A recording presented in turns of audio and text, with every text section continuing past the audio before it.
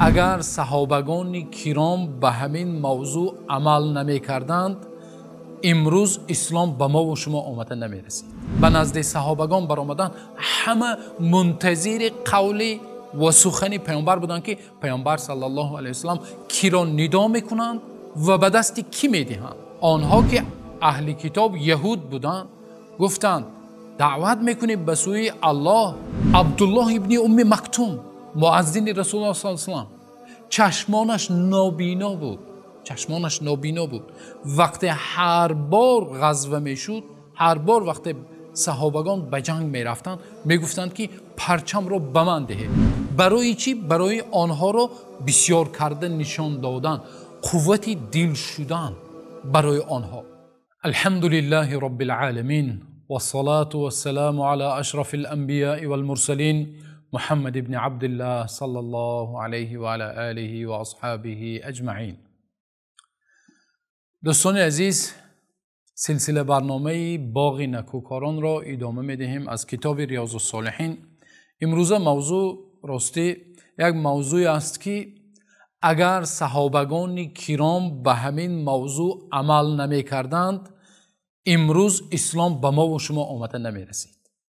صحابگان کرام به همین موضوع و به همین گفته های پیامبر صلی الله علیه و سلم بسیار خوب عمل کردند که امروز دین مبین اسلام به ما و شما و به تمام گوشه های کنار این دنیا و سرزمین رسیده است. نام موضوع را نمیگم، انشاءالله به موضوع وارد میشویم و اگر تا آخر نوار دیدید از این موضوع آگاه میشوید. پیامبر صلی الله علیه و سلم روز فتح خیبر به تمام صحابگان گفتند که لأعطین الرایت غدا، من پگاه پرچم مسلمانان را به یک نفر، به یک مرد میدهم که الله حق سبحانه و تعالی با دستان او خیبر را فتح میکند و او بسیار الله و رسولش را دوست می‌دارد و همچنین الله و رسولش هم آن نفر را خیلی دوست می‌دارند. وقتی رسول الله صلی الله علیه و سلم این گپ را به صحابگان گفتند، تمام صحابگان همون شب هر یکی از آنها آرزو میکرد، تمنا میکرد که سحر رسول الله صلی الله علیه و سلم پرچم را برایش دهند. وقتی سحر شد پیامبر صلی الله علیه و سلم به نزد صحابگان برآمدن، همه منتظر قول و سخن پیامبر بودند که پیامبر صلی الله علیه و سلم کی را ندا میکنند و به دست کی میدهند. این بشارت را بینید که او الله و رسولش را دوست می‌دارد آن مرد و همچنان الله و رسولش آن نفر را دوست می‌دارد. این بشارت را بینید، این شرف و مرتبه را بینید. و پیامبر صلی الله علیه و سلم گفتند علی را فریاد کنید، علی ابن ابی طالب رضی الله عنه را فریاد کنید. گفتند علی یشتکی من عینه، چشمانش درد میکند.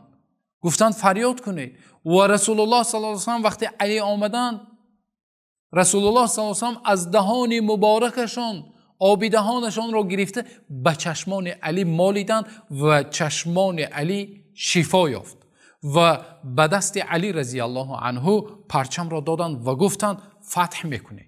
و به علی رضی الله عنه پیامبر صلی الله علیه و سلم یک چند وصیت کردند و یکی از وصیت رسول الله صلی الله علیه و سلم به علی گفتند که وقتی میدرویی، وقتی آنها که اهل کتاب یهود بودند گفتند دعوت میکنید به سوی الله و گفتند فوالله لان یهدی الله بک رجلا واحدا خیر لک من الدنیا، یا در روایت دیگر خیر لک من حمر النعم.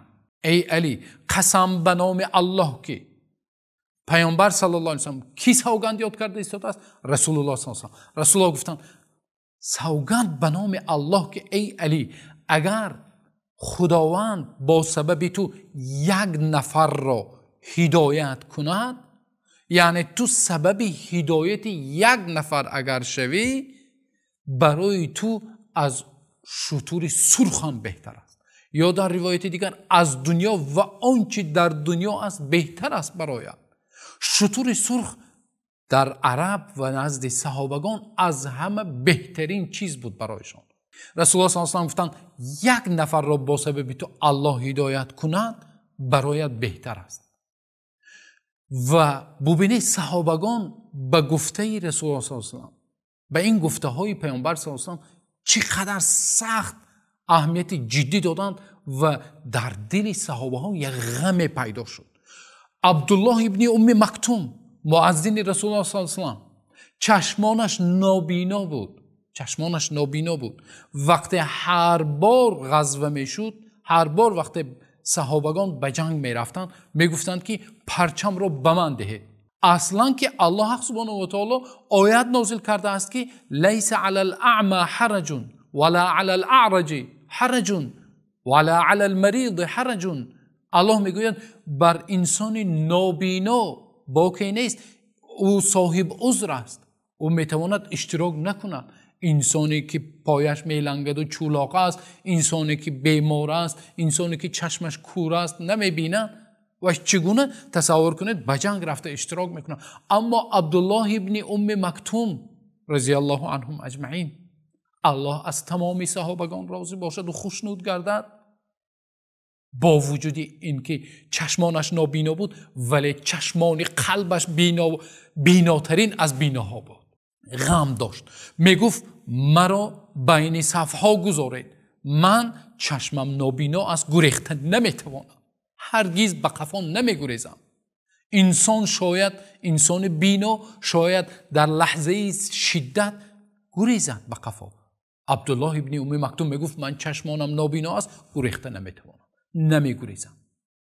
و جنگ قادسیه بود، وقتی سعد ابن ابی وقاص را عمر ابن خطاب رضی الله عنه سرلشکری مسلمانان کرده به قادسیه روان کردند، عبدالله ابن ام مکتوم باز گفت پرچم را برایم بدهید، من نابینا هستم، به قفا گریخته نمیتوانم. تصور کنید لشکر با فیلها آمده بود، لشکری مقابل با فیلها. صحابه ها اولین بار در حیاتشان در جنگ فیل را میبینند.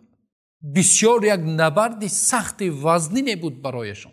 و عبدالله ابن ام مکتوم در روایت آمده است که یکی از منافقان میگوید که تو نابینا هستی، چی کار میکنی؟